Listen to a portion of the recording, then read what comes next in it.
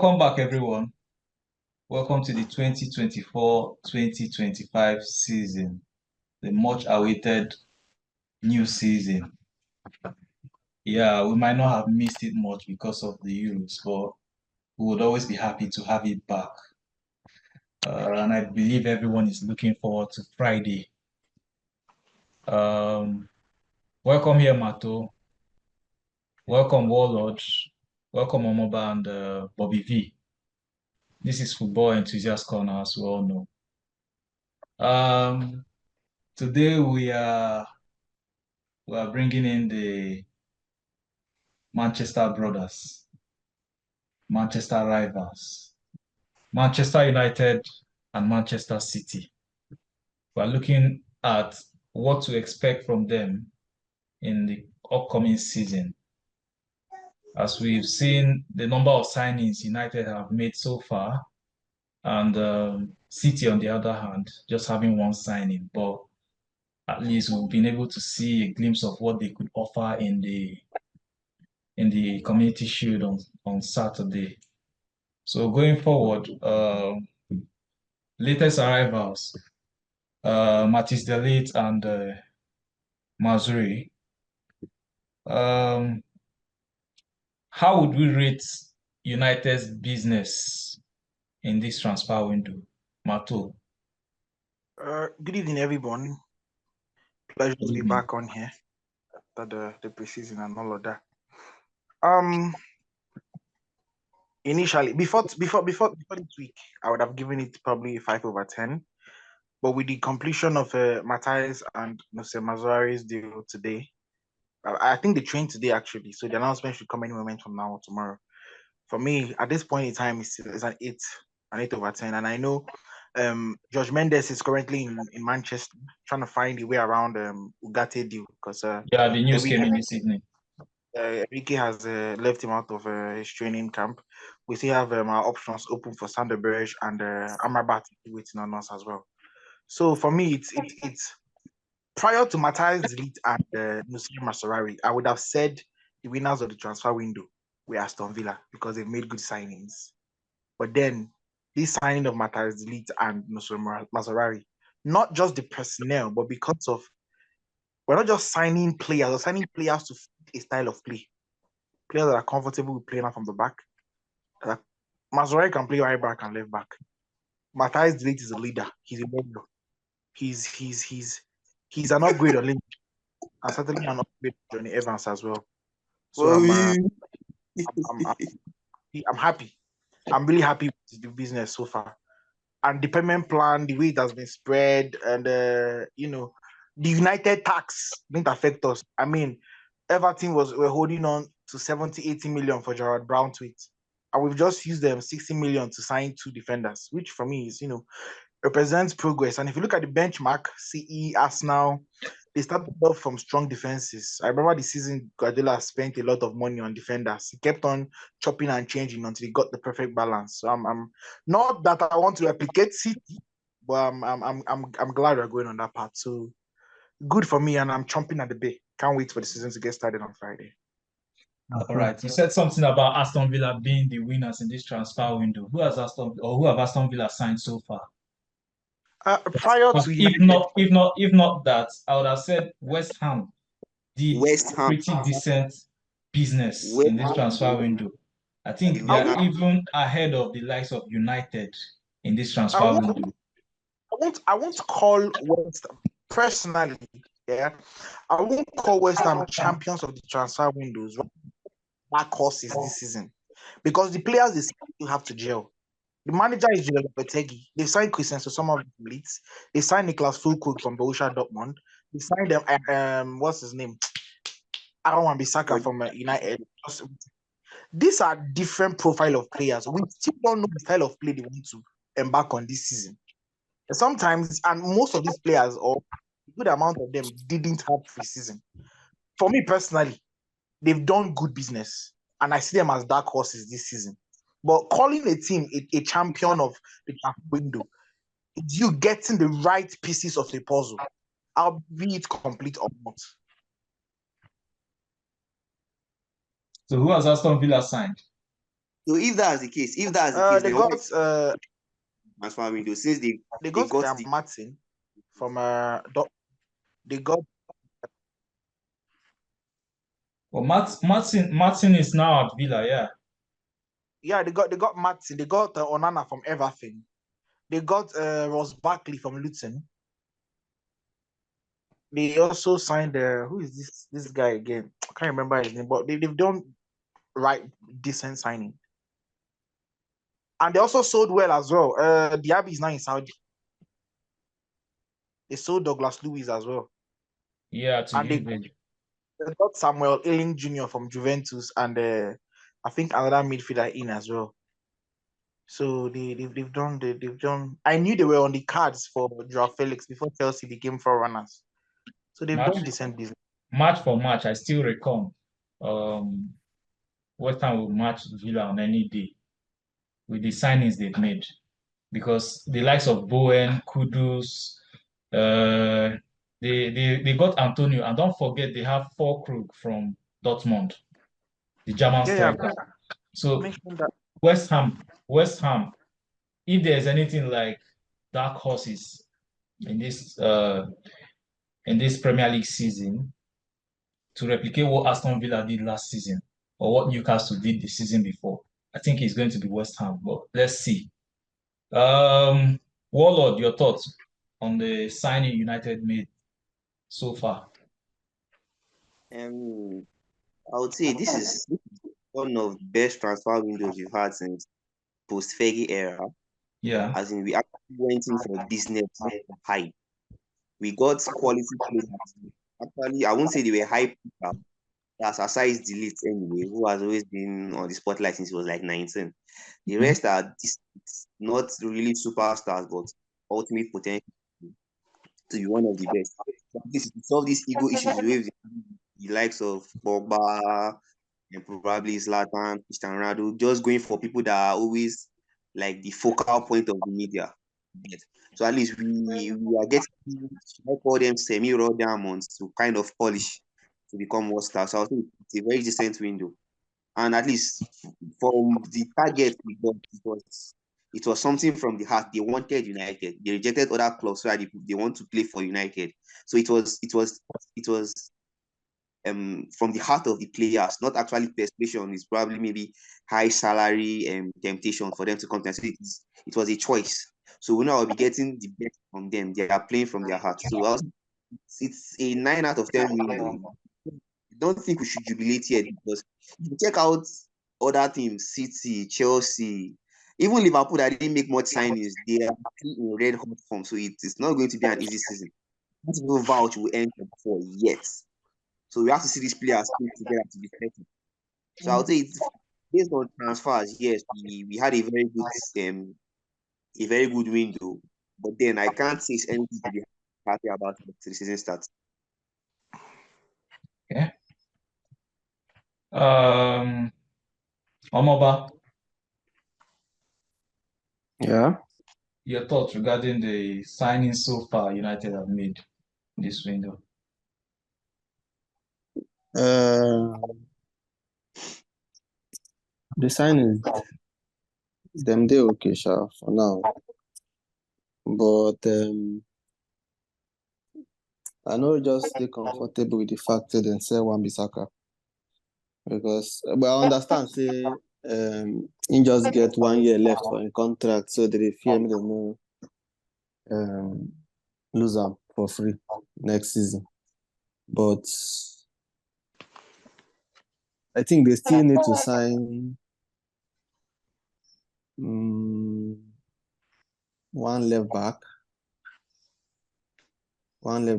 because I don't trust Shaw at all.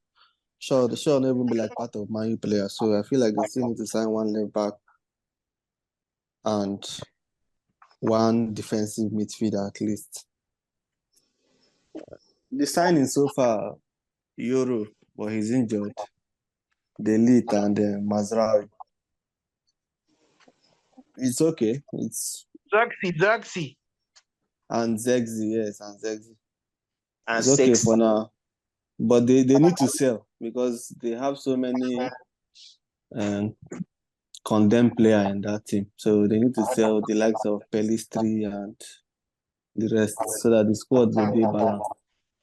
Because they get too many unnecessary players for that club. They even need to find ways to offload. Especially in midfield. It's like they have various unworthy options. So we say, say you get players in those positions, but you don't get players because you have like four players that could play the same role. Take for instance, having Mason Mount, Fernandez, which you know every day, every other day, it will always be Fernandez before even any other person in that position. In fact, United can go one day playing a game with just Fernandez because that's like the only hope. So having Mason Mount, Fernandez, McTominay is not a DM. So I would think McTominay in that position could still be counted, and Ericsson. So those things are not necessary because if you take out two from those positions, you can now think of strengthening the defensive midfield that actually needs addressing long term. Casemiro is no longer it. We know that. Menu cannot be your defensive midfielder. That's not what he is. He could be any other place, but not in defensive part of the midfield. So they really need to address that. And I remember one time me and you we get this discussion about this comparison between signing someone like Ugarte, who is like a physical kind of midfielder, or signing someone like Zubimendi, who reads the game, Sergio even while Busquets. playing. Yes, Sergio Busquets kind of, or Rodri kind of defensive midfielder. So it was like, do United need the Casemiro like in that defensive midfield role, or do they need the um, Rodri kind of defensive midfielder? So that was like the comparison between Zubimendi or Ugarte. And as we all know, United tried once, or it was part of the rumors earlier on, United going for Zubimendi, and we saw what he did in the Euros, especially in the finals where he replaced Rodri after the halftime. It was like Rodri was still there even after being pulled out of the game. So for me, if I were in the decision-making part of United, I think that is what United will need at this time. Not really someone who will, do those dirty work. Get someone who can. I disagree. You disagree? The thing is, Man U still need someone like Casemiro because after this season, Casemiro will still come out. You understand? So if it is possible, say them buy the guy Ugarte, still buy Zubimendi, but Zubimendi is going to be very difficult because buying players from that those like any player with like there's Zubimendi now from Sociedad Academy now, so it is difficult. Now the same reason why go Liverpool because He's not from their academy. He he Zubimendi. he was brought in at a young age, but he didn't grow up through the ranks. So yeah, He but was born. He's been there He's for a from while. what did they call it? He was born there. Now they are Teta people now. San Sebastian. So now still home. But he come from. When he come at the age of 14 or no, he was born there. So he's still, part and parcel. I Yeah, personally Okay, don't see the Mendy kind exactly. of person. Look at the I history. get your point. What for a player like Zubimendi's profile, right? But if you look at how we play United, we will not progress They play because we don't usually hold the ball. we not Do the you whole get? ball. that We is it. are break play. Someone like that brings the ball back, give it, he finds your finger. That's how we play most times. If we're a controlling team, like probably Spain or Barcelona or City, We won't need all Exactly. those dirty work. The best form of defense is attack. So if you hold the ball, if you are able to retain the ball for long enough, I'm telling you, you have more edge over your opponent, and that's what the likes of City and Arsenal does in the game. And you That's a need boring. those kind of players. That's boring for fans at Trafford don't want to watch that. They want to see Garnacho running through the wing, Silva busting through the wing. They need the likes of Ugarte to throw in those Ugarte, Martinez, delete. pumping, giving them fist bump. That is what United is about. The Vikings. People know they take rubbish. If you bring those many kind of players, they are perfectionists. Start to play that man's tiki taka and all of that, and that is not the United way. Okay. But Ugarte actually, he's not like that. He's not terrible in carrying the ball. And He's decent. He's a kind of decent all-round midfielder. He's aggressive. He's hard. He's more like a complete package, a Valverde, complete package of everything. So it's not like he's actually terrible, but he's not as good as Zubimendi. So I get where the concern is. Just that calmness. That calmness is what I'm after. The calmness. You know, We have Mino for that. You ask me. Mino is not really that calm. watch, Mino can have you give watched- you Mino can give you any side you want him to give you, but he's not Have a you watched DM. That's where Toby the Collier? problem is. Have you watched Toby Collier play? Toby Collier. Yeah. We have a long time to hear from someone like that. He still has a long, like the stage where United is now. There's no room for trials. There's no room for experiments. It's just direct and straight to the point. So I don't know. In the end, anyone works. It's just my own personal opinion about this transfer. In that, you know how long we'll be crying for like a good DM. The only time we saw something, at least something comforting, was Casemiro's first season. After then, it's looking like we're back to where we were before we got him. So yeah, uh, that's it. Bobby V, is us against you. Rodri. What do you make of the season coming ahead? Do you reckon City will retain the title, or do you think it's not just as sure as last season wasn't as sure as the previous one, and this season with everyone looking to strengthen their team, we see Chelsea also doing business, both like all forms of business. We don't know the kind of business they are doing, but they are doing every form of business. They are like everywhere. So they just signed Pedro Neto. So with these signings coming in, do you feel threatened by the reinforcements of your arch rivals? Thank Good you for evening. this mammoth, gargantuan, voluminous, and elephantine platform that you have presented to such a Homo sapien of high repute.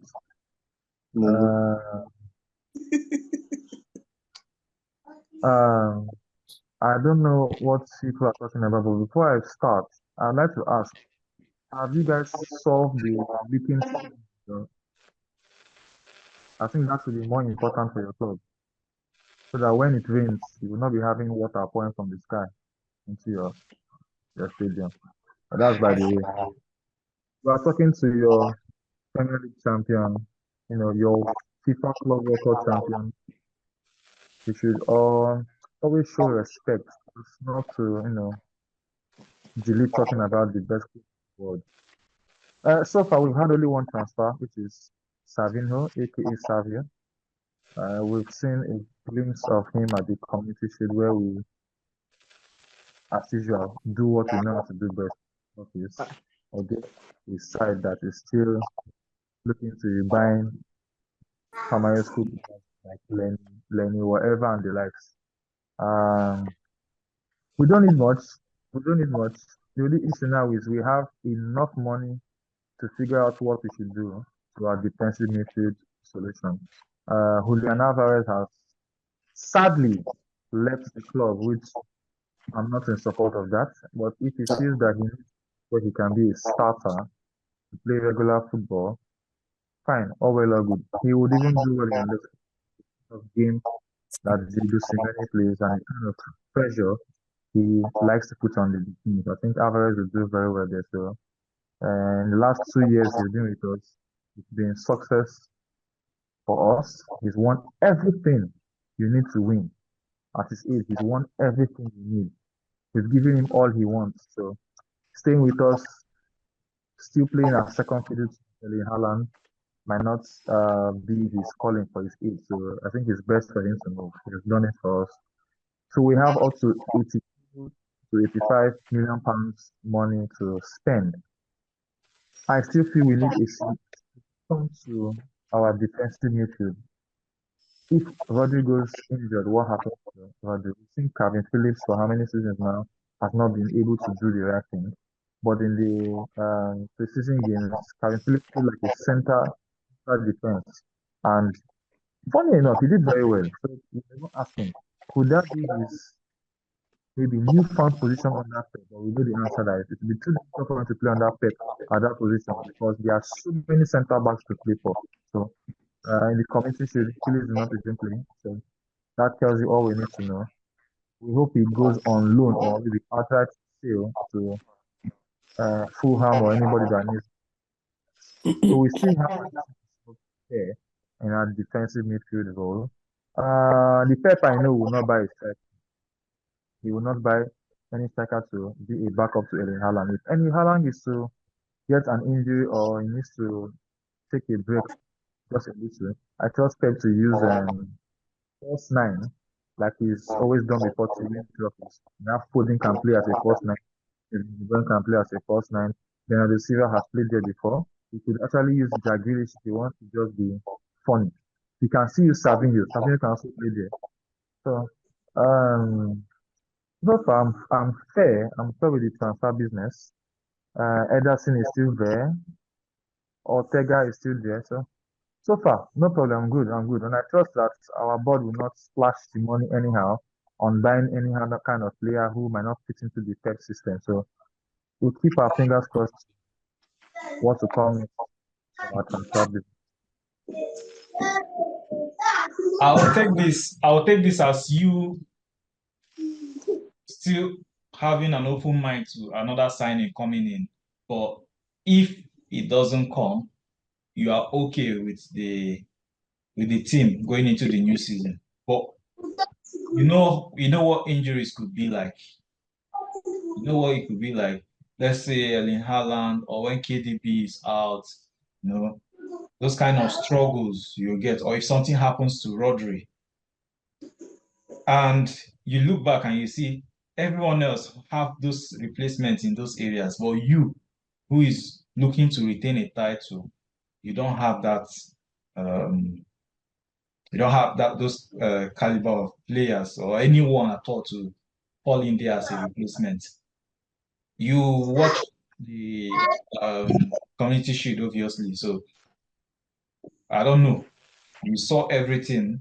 You saw United. I think one will reckon United are looking showing a sign of a style of play, although we don't know how long. But against the United against City on Saturday, even played football better than the United against City in the FA Cup final. You know, so with these things looming, looking like it's not just going to be Arsenal that you see as a threat. Do you think you've made enough signing going into the season? Whether City have made enough signings, With like I just said, Sabine. we don't need to do the transfer market to get any player just for getting for. No. The way we do our transfers, we don't do transfer like the likes of Manchester United and Chelsea, who can just pick anybody with any funny hairstyle and put in their team. No, we don't do that. We are structured in our transfer business, in our transfer dealings. We don't just splash money because we have the money to waste. We go for the right player for the right money. We have our academy player to be a backup to Rodri. Uh, he played in the community shield in Mali. He was fair. In the preseason games, he was also fair. He scored, I think, a goal in that preseason friendly. It's still fair. It's still fair. We trust Pep to do the right thing. He can easily tweak some player formations. Kovacic can play in that particular role. Matheus Nunes can play there. So highest he could do is if Rodri starts with maybe 70 minutes and we are clear winners already, maybe like 2-0, 3-0, he could just pull out Rodri and allow our youngster O'Reilly to take over. Or if there are smaller games to play, he can play Rodri and O'Reilly together so that he can learn what to do. So far, we will not spend that money to waste. No, we will keep that money from Alvarez. We will get the right player that will um, fit into our pattern for the right money. We will not splash the cash just anyhow. So I have no problem with that.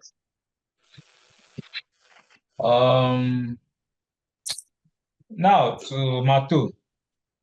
Um, one player I would want to pick out from this United side, even though if you look at how United is looking now, they have Rashford, Ahmad, Garnacho, Anthony, Sancho, Pelistri, all on the wing. And of course, it's like that's that's selection headache for the man for any manager. Yeah, we know they are all not playing at the same pace and they are not performing at the same level. But having those names, they are in the world of football at least. They are they are up there when it comes to naming wingers. Aside Ahmad, who is still here coming on under the rank, and Pelistri. But the others, Garnacho, Rashford, Anthony, and Sancho, we've seen what they could offer. But I'm picking out Sancho. We saw what the few minutes he got in the Community Shield and what he was able to do, which most people said is as good as this guy has to go now. He doesn't seem like he's playing with his heart. And then the icing on the cake was the penalty miss. Because if he had scored that penalty, that would be it. That would be game sealed. What do you make of it, Mato? On Jadon, I was really, really, really Briefly. disappointed Yeah. and upset when he missed that penalty, because if anybody was to miss the penalty, it wasn't meant to be Jadon, because his relationship with fans is not in the best place.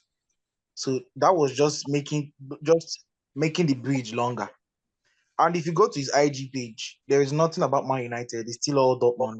When he moved to Dortmund for the loan, he removed everything on Manchester United. And if you go back, everything you see more related. And from the body language and from the way things are, obviously, Dortmund don't have money to pay his finances. And United won't let him go on a cheap. There's next to just inquiries and interest. No concrete bid has been presented. I know for a fact, if anyone is to bring a 50 million package, not as a front payment, but as a package, United would look towards doing a deal to get off the book. The news you're having is him and Eric Ten Hag conversation. They've drawn a line in the sand and they've moved on. I don't know where, and it's easier said than done. I know for a fact he's not the starter as we speak. He has to work his way back into the. Ahmad is ahead of him in the pecking order. Garnacho is ahead of him. Rashford, obviously. And Anthony, I don't know what to do about Anthony. There are rumors going around that his best season in football, playing with Maserati right hand side of the pitch. Now we have Maserati. Anthony has made an interview that will see a different Anthony this morning, this season. He's going to be involved in all of that. But it's not about saying, it's about playing. For Sancho, the relationship is, I don't want to say is beyond repair. Back there, it's up to him. Fans wouldn't forget when he was at Dortmund. Going there, kissing the badge. Dortmund had comments saying you all never knew him. We're always familiar with his game, this and that. Made it look like United was the problem. And they didn't even have the money to keep him. Not even 30 million. What did they do? They gave him false promises. They sent him back to us. And they gave them back to Julian Brandt. And everything just ended. The first competitive game back, obviously decent in preseason. The first competitive game back, I didn't really do much coming on. And then he missed the penalty. And the manner in which he missed that penalty, it was too pale. It was so casual. Body language wasn't there. It's as if I don't take the club now, make I they play, you know, get it if you do. If I was Jadon, I would have showed a little bit of ambition that Julian Alvarez showed. I want to go somewhere and make a name for myself. I'm obviously not a starter here. And I have a fractured relationship that is going to take me time and injuries to force myself back into the starting 11. Let me go somewhere else. Then who is coming for him? Because the route PSG they go now, they don't want star players anymore. PSG are not looking to get star players anymore. They're looking for players that want to play. In 2 or 3 years, they've lost Messi, Neymar, and Mbappe. It shows you the direction they are going to. So it's a big ask for Jadon. It's a big season for him. He might not be able to get back into the England team. Might not even nail a starting a spot.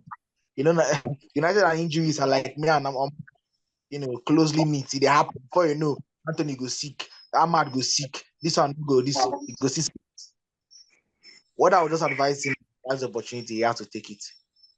And he didn't start off well, especially in the Community Shield. He shouldn't be here. Now that he's here, he better make the best of it, or else I see at some point United will just have to cut their losses and just probably send him. Try to don't big pass loan now. Don't big pass to the go loan if I have to go by it. But the way it's going, he might end up like Memphis Depay, go back to Dortmund, beyond, and all of that. So the ball is more in his than any other person. So yeah. Okay, quickly, your top 4 predictions. For me, Yeah. Champions League has to come back to Old Trafford, obviously. And on the issue of our leaking roof, it has been fixed. Mr. 115 charges, it's been fixed. Our tunnels has been revamped. We are building a new training ground. We're not even training at Carrington, we're training at the Cliff. So signs are positive. So we are good. We don't have charges. We have actual fans and we are genuine. As for United will go to champion. I'm confident in being Just Champions League. first, second, third, fourth. City win again. Sadly, I hate it, but they will. Arsenal will come second. United to Liverpool fourth. Warlord, top 4 predictions. Quickly. I'll be very biased. United first. Man City play second. Liverpool third. Arsenal fourth. United first. That means if you don't go crazy, so Omoba, top 4 predictions.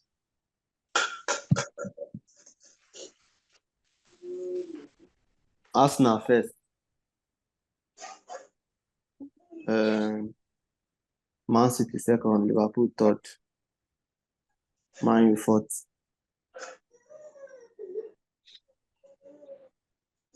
The City fan, the only City fan we know.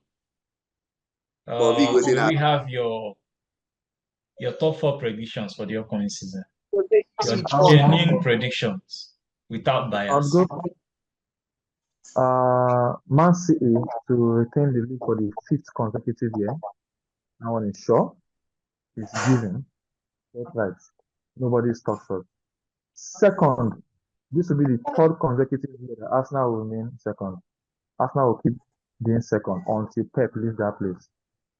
Third will still be Liverpool. And fourth, just because of the signing of Dominic Solanke to Tottenham Hotspur, I feel with the kind of players he has around him, Son Heung-min, Kulusevski, Maddison, Brennan Johnson, he will have lots of firepower and service. And Solanke will definitely propel that Tottenham Hotspur team into the top 4. Tottenham will be fourth. And where will United finish? I don't think gives a damn about where they finish. Go to relegation for like repair their ceiling that is leaking. That is what is more important. And that's their goalkeeper. Chelsea. Chelsea is signing. They're not signing to win trophies. They're signing to make money in the future. They sign young stars, give them big contracts so that when they want to sell, they can make money out of it. They're not ready yet. No. Well, my prediction is a wide one. I will go for United first, City second, Arsenal third, Liverpool fourth. So you believe that Arsenal will get more points than Manchester United? The Arsenal that can hardly lose. We are going to see a different side to this season than what we know to this point. Say we'll be here, Abi. We'll be. I'll remind you. We'll see. We'll still see after this day. So after 10 games, we should come back to talk about this. United On Friday, first, starting from Friday. Count my words on this one. Thank you very much, guys. This is where we'll come to the end of the session. We'll see you next weekend, and surely we should all be smiling back, or hopefully rather. Thank you very much, guys.